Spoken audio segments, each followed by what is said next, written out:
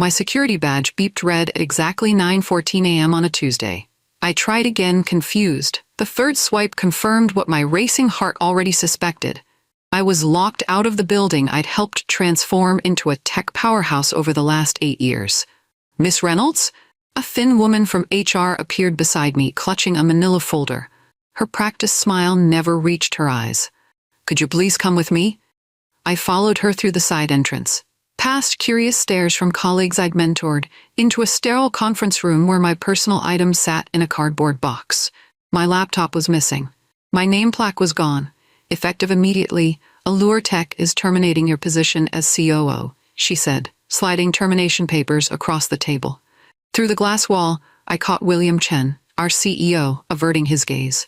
And there, smirking at my desk, was Melissa Hargrove, a recent hire, half my age, daughter of William's country club buddy, the girl I'd spent the past month training.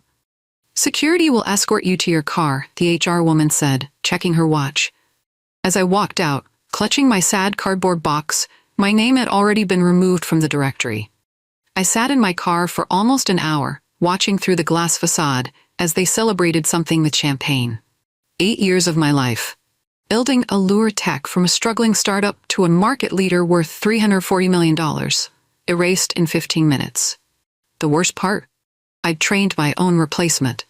Melissa Hargrove had joined just 5 weeks earlier. William introduced her as a fresh marketing talent who needed to learn the ropes. I'd spent countless hours explaining our systems, introducing her to key clients, walking her through proprietary processes I'd developed myself.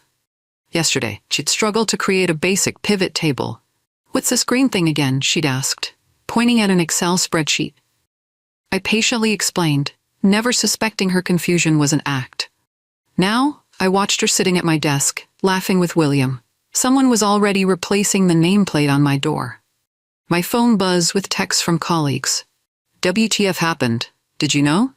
The final text broke me.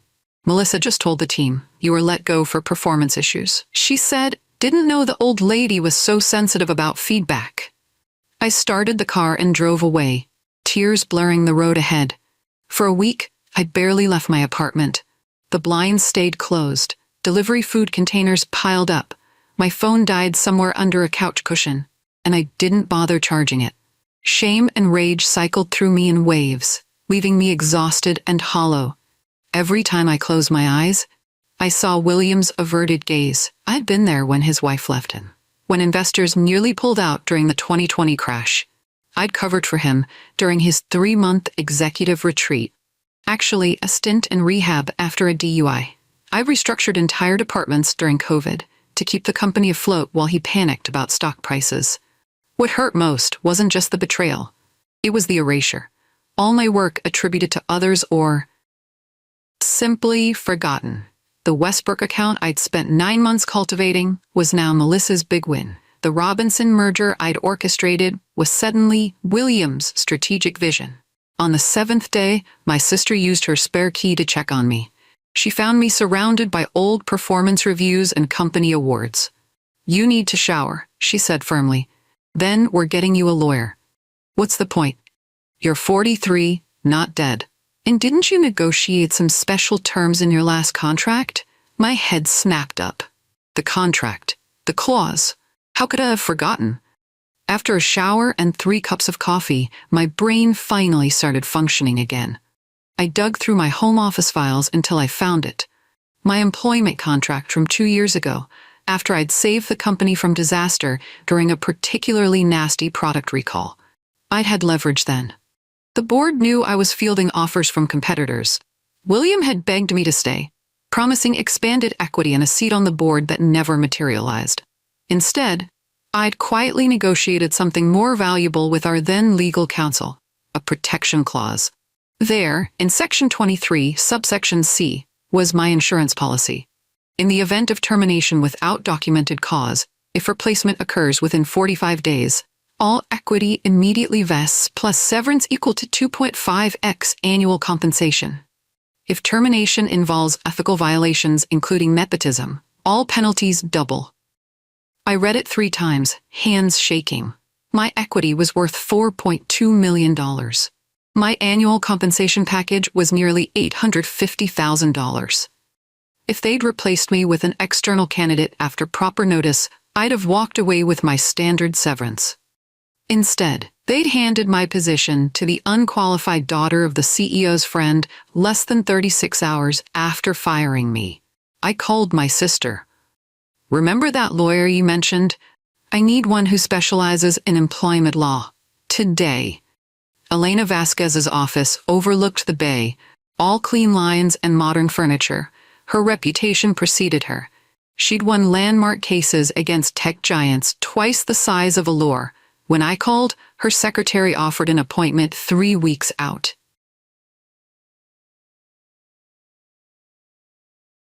When I mentioned William Chen and Allure Tech, I was meeting with Elena the next morning. "Tell me everything," she said, skipping small talk. I handed her the contract, emails, performance reviews, and awards. As she read, her expression remained neutral, but her eyes grew sharper. When she reached the protection clause, she paused. "Did you draft this yourself?" "Yes." Their lawyer tried to water it down, but I insisted. She nodded slowly, reading it again. "Most people don't realize how powerful specific language can be. This isn't just a severance clause, Miss Reynolds. This is a nuclear option." "What do you mean?" "They replaced you with the daughter of the CEO's friend within 2 days of termination. There's no documented performance issues. That triggers both the 45-day clause and the ethics violation multiplier. They owe you approximately $19.4 million, plus immediate vesting of all equity." 20 minutes later, she sent a letter. William's response came within the hour. "This is blackmail. We'll fight it to the end." William's lawyers pushed back hard. They claimed I'd been terminated for cause, citing leadership concerns that mysteriously appeared in my file the day after my termination. When Elena demanded documentation predating my firing, they stonewalled. "This is actually good for us," Elena explained. "The more they fabricate, the stronger our case becomes." She filed for expedited discovery, and the judge granted it. 2 days later, we received their initial disclosure, hundreds of heavily redacted emails and meeting notes. "They're hiding something big," Elena said, paging through the documents. "These redactions aren't just excessive, they're suspicious." She filed a motion compelling full disclosure, citing the redactions as evidence of bad faith. The judge agreed, ordering Allure to provide complete unredacted communications within 48 hours. When the files arrived, Elena called me immediately. "You need to come in. There's something you should see for yourself." In her office, she handed me a printout of an email chain between William and Harold Hargrove, Melissa's father. The earliest email was dated 3 months before my termination. "Just confirming our arrangement," Harold had written. "Melissa starts next month. Shadows the current COO, then steps in by quarter's end." William's reply made my stomach churn. "Can't wait to have her on board. The current COO is getting too expensive anyway, and she's been pushing for that board seat again." This solved both problems. The second folder contained screenshots from Allure's internal messaging platform. William had created a private channel called Transition Team that included himself, Melissa, Harold, and 2 board members who'd always supported William blindly. The casual cruelty of their conversations left me breathless. William had another meeting with the COO about the board seat. "Think she's finally getting the hint it's never happening." Melissa, "Can't wait to redecorate that corner office. So dreary right now." Harold, "Remember, Princess, you can change everything once she's gone. Just play nice until then." The most recent messages were from the day of my termination. Melissa, "Oh my God, did you see her face when security walked her out? Priceless." William, "Careful what you put in writing." Melissa, "What's she gonna do, sue us with her feelings? She'll probably write some crybaby post on LinkedIn about glass ceilings and age discrimination. What a dinosaur." Harold, "Just keep everything quiet for 45 days, and we're in the clear. She'll move on." They referenced the 45-day period specifically, Elena noted. "They knew about your clause. This proves malice and conspiracy." I stared at the messages, remembering how kindly I'd treated Melissa, how patiently I'd trained her. "What's our next move?" I asked. "We trigger the clause, publicly. Elena's formal trigger notice to Allure's board was a masterpiece. Clinical, devastating, and bulletproof. She attached the most damning evidence, including the email chain and chat logs, and cited the specific clause language. The final paragraph outlined the mathematics of my claim: $19.4 million plus immediate equity vesting, with a 14-day deadline for payment. She copied all 9 board members individually, ensuring William couldn't intercept or spin the information. The response was immediate chaos. 3 board members called emergency closed-door meetings. Allure's stock dipped 3% on rumors of executive turmoil. William issued a company-wide memo forbidding discussion of my departure, which only fueled speculation. By day 3, reporters were calling. A financial blog published a story titled, "Countdown at Allure, is a $20 million secret clause about to trigger?" Investors started asking questions. Competitors circled like sharks. On day 7, I received a text from Thomas Blackwood, the board's most independent voice. "This is extremely concerning. Some of us never saw these communications. Can we discuss privately?" Elena advised caution, but approved a meeting at her office. Thomas arrived looking haggard. "I had no idea," he said without preamble. William told the board this was a mutual separation. He never mentioned the 45-day clause or that Melissa was pre-selected. "The board is split," he confided. 4 members want to settle immediately. 3 are backing William. Melissa has made serious mistakes since taking over. The Westbrook account is threatening to walk. On day 10, everything exploded. Someone, presumably a board member, leaked the entire email chain and chat logs to TechCrunch. By noon, #AlterCrisis and #MelissaHargrove were trending. By evening, someone had created a parody account called Green Thing Girl, posting screenshots of Melissa's mocking comments alongside her LinkedIn claims of being a visionary tech leader. Former Allure employees began sharing stories of William's pattern of replacing qualified women with less experienced men from his social circle. Current employees anonymously detailed how projects I'd led were being reattributed to William or Melissa in internal documentation. The Westbrook account publicly announced they were reviewing their relationship with Allure due to concerning leadership changes. 3 other major clients followed suit. Allure's PR team released a statement calling the leaked materials edited and misrepresentative. William posted a company message claiming I'd been let go for strategic differences and promising an internal review. Nobody was buying it. By midnight, Allure's stock had dropped 12%. My phone wouldn't stop buzzing with messages from colleagues, industry contacts, and journalists. A prominent tech reporter DM'd me. "I'm covering this story. Would you like to go on record?" I thought about all the nights I'd worked until dawn, the vacations I'd canceled, the relationships I'd sacrificed for Allure.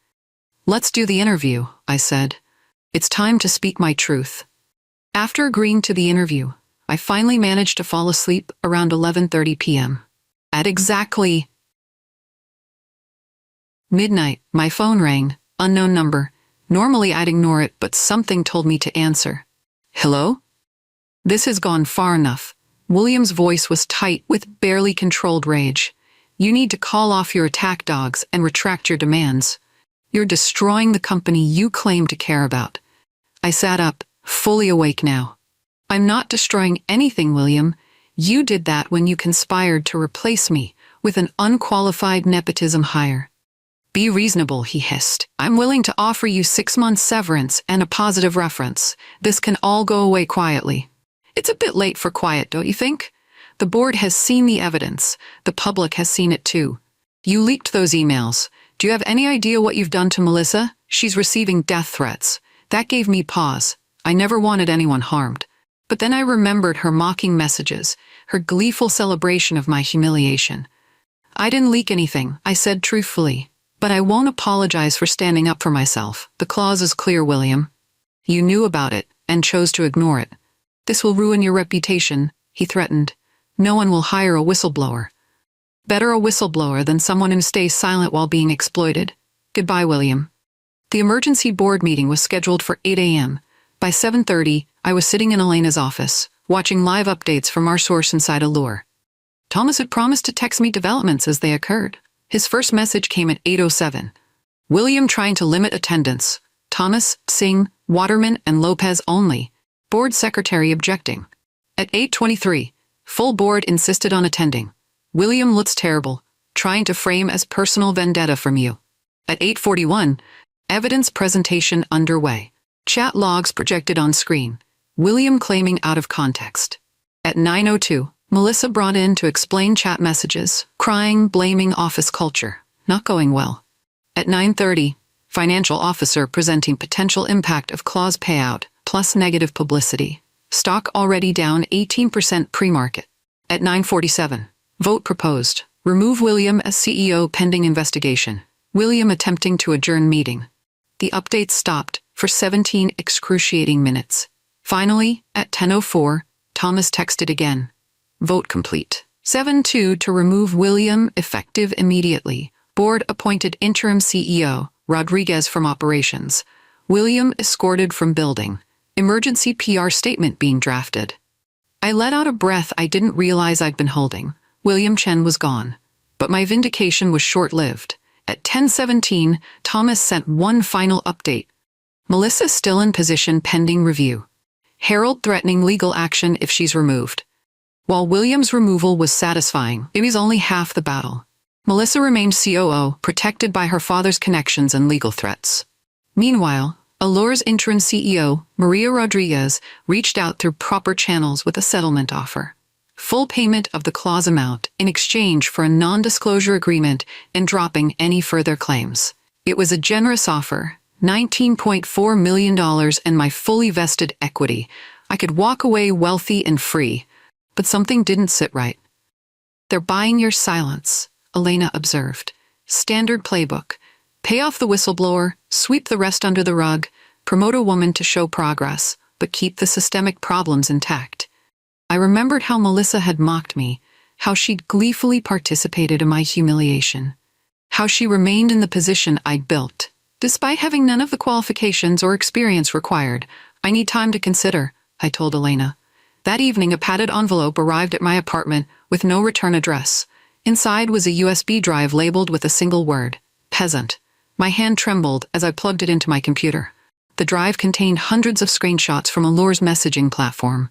Conversations Melissa had with other executives after my departure. She referred to staff as peasants and worker bees. She bragged about firing a project manager for questioning my authority when he'd simply asked for clarification. I immediately forwarded everything to Elena, who called back within minutes. This is explosive, she said, but we need to be careful. After consulting with Elena, we decided on a strategic approach.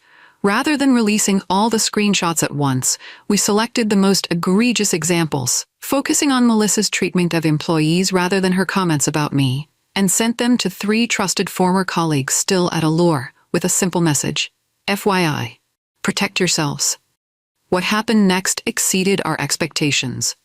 Those colleagues shared the screenshots with others, who shared with more. Within 24 hours, Allure's internal communication channels fell silent as employees realized their COO viewed them with contempt. HR reported a sudden spike in people calling in sick. Then someone, not me, anonymously posted the worst screenshots on Twitter. The Bream Thing Girl parody account amplified them, and tech news sites picked up the story. #Peasant Revolt and #Allure Exodus started trending. Melissa panicked.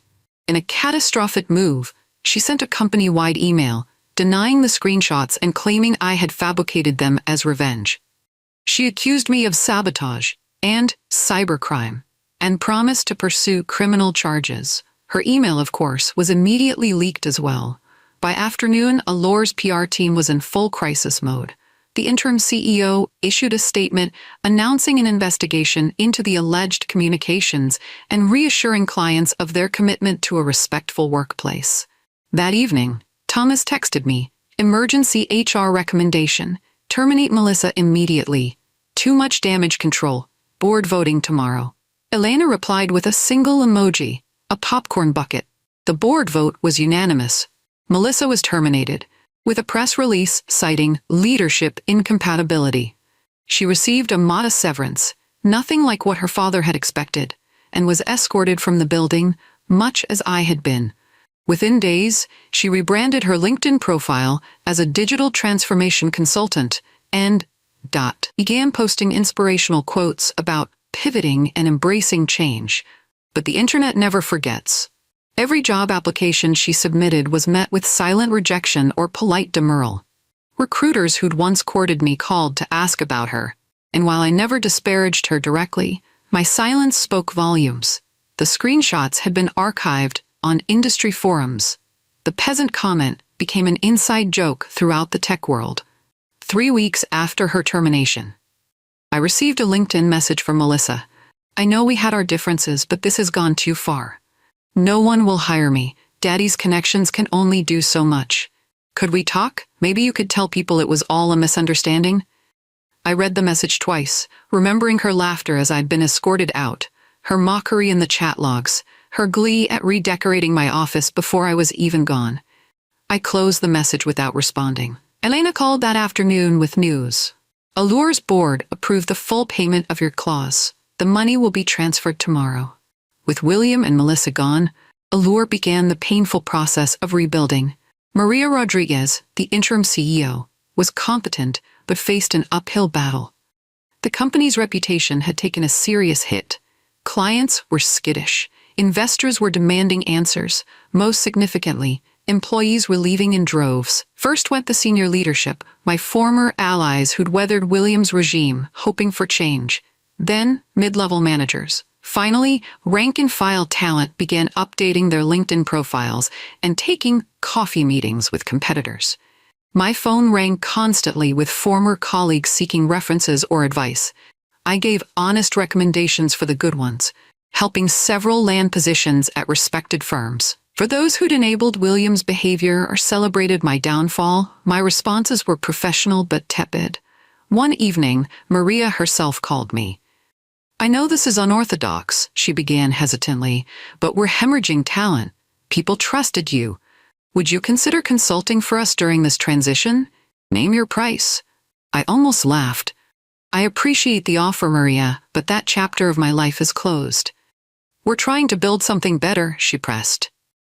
"A more ethical culture." "I hope you succeed," I said sincerely, "but I can't be part of it." After hanging up, I poured myself a glass of wine and reviewed my financial situation. Between the clause payout, my vested equity, and the silence bonus, I had nearly $25 million. Sophia Lin wasn't just any venture capitalist. She was legendary in tech circles for backing women-led startups that disrupted entrenched players. Over lunch at her private club, she laid out her vision. Allure's project management platform was revolutionary when it launched, but they stagnated. The market is ripe for disruption. She sipped her sparkling water. "You built their COO dashboard system from scratch, didn't you?" I nodded cautiously. "The original architecture was mine, yes."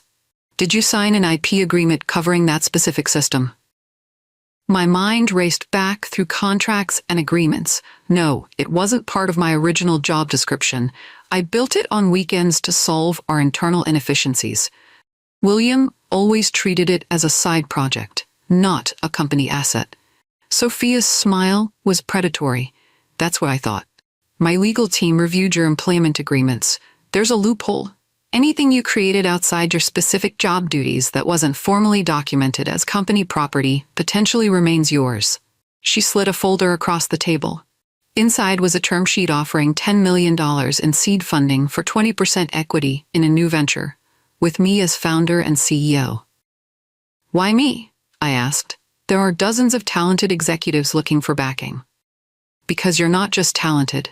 You're motivated." Her eyes gleamed. Revenge is a powerful motivator for innovation. Allure's response to the announcement was swift and predictable. Their legal team sent a threatening letter claiming my new venture violated non-compete clauses. Alina dismantled their arguments in a scathing response, pointing out that they had terminated me without cause, thereby invalidating most restrictive covenants. When legal intimidation failed, they switched tactics. 6 weeks after Prism's launch, Allure announced Allure Vantage, a hastily rebranded version of my COO dashboard with a few cosmetic changes. They slashed prices and offered extended free trials to prevent client defections. The market wasn't fooled. Tech reviewers who tested both systems immediately spotted the differences.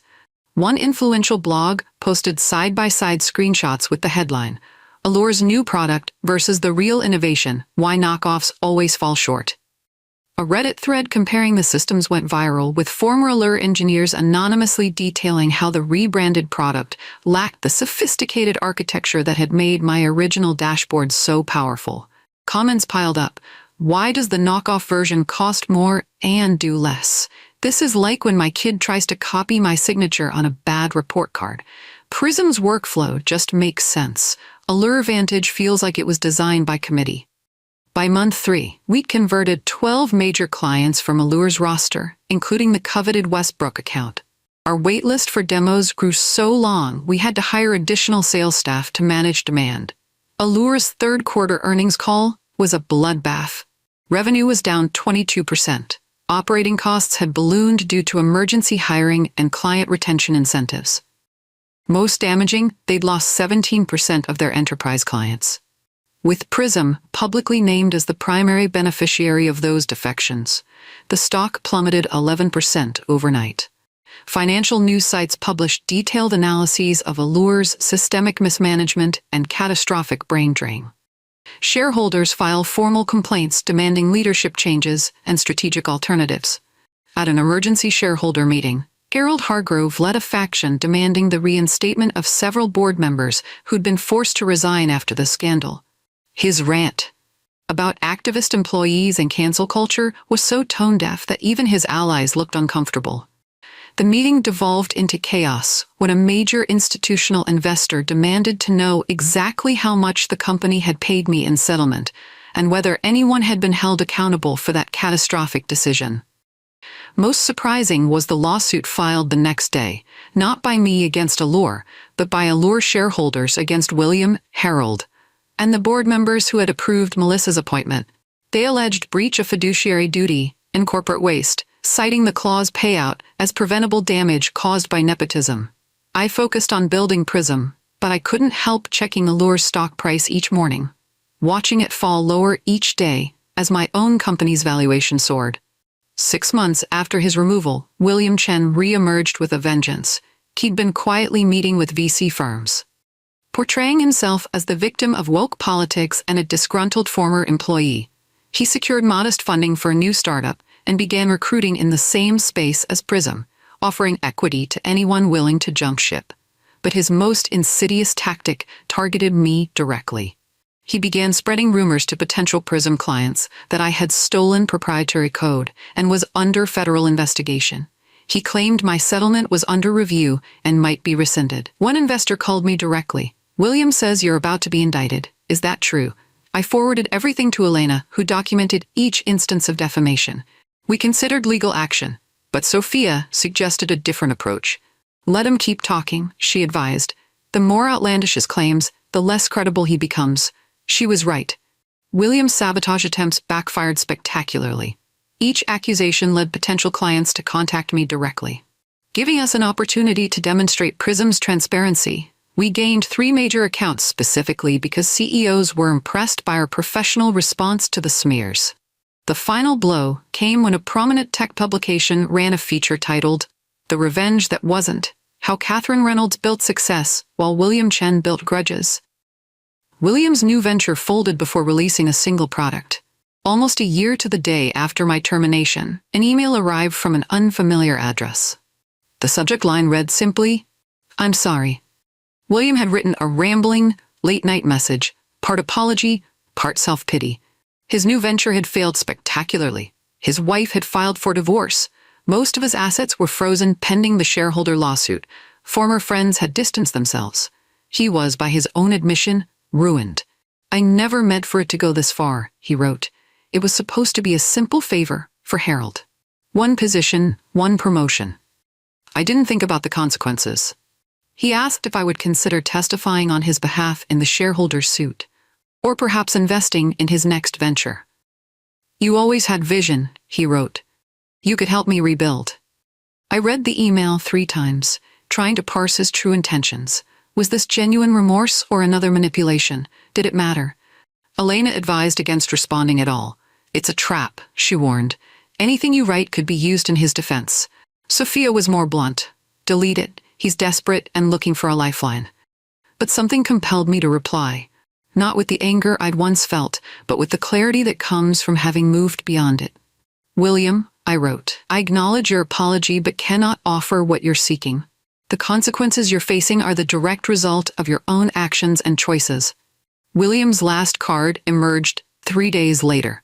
A financial journalist contacted me requesting comment on an anonymous tip about offshore accounts allegedly used to hide Allure funds during my tenure as COO.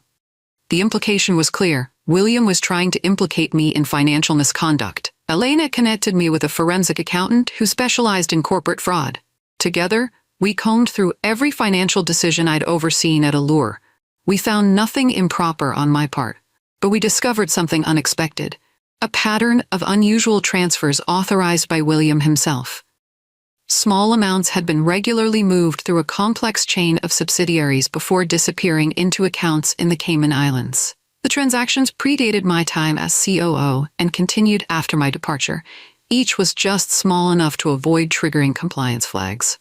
"This is textbook embezzlement," the accountant explained. "Siphoning company funds to legitimate-looking expenses, then redirecting them offshore." I faced an ethical dilemma. Exposing William's scheme would destroy whatever remained of his reputation and likely lead to criminal charges. But remaining silent would make me complicit in the ongoing fraud affecting Allure's shareholders and employees. After careful consideration, I compiled the evidence and sent it directly to Thomas and Allure's new general counsel with a simple note. "Found while defending myself against recent allegations. Handle as you deem appropriate." 3 weeks later, federal agents arrested William on multiple counts of wire fraud, tax evasion, and embezzlement. The news of William's arrest was still fresh when Harold Hargrove called me. I recognized his number from my Allure days and nearly declined, but curiosity won out.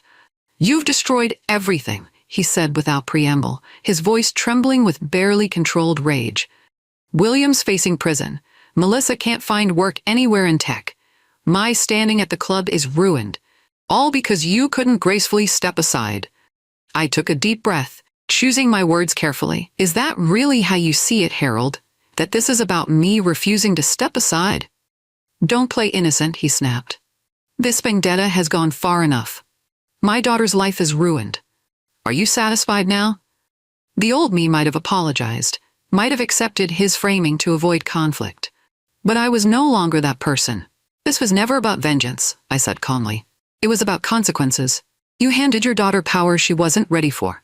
William gave her a position she hadn't earned.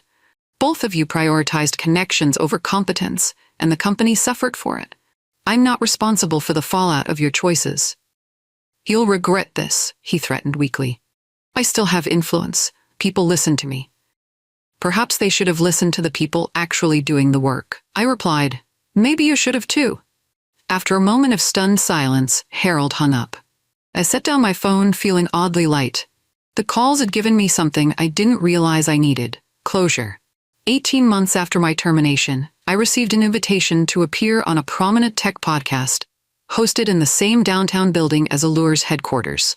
A coincidence that felt too symbolic to ignore. As I rode the elevator to the podcast studio on the 32nd floor, I couldn't help remembering that day when my keycard had beeped red, when I'd carried a cardboard box of personal items past judgmental stares.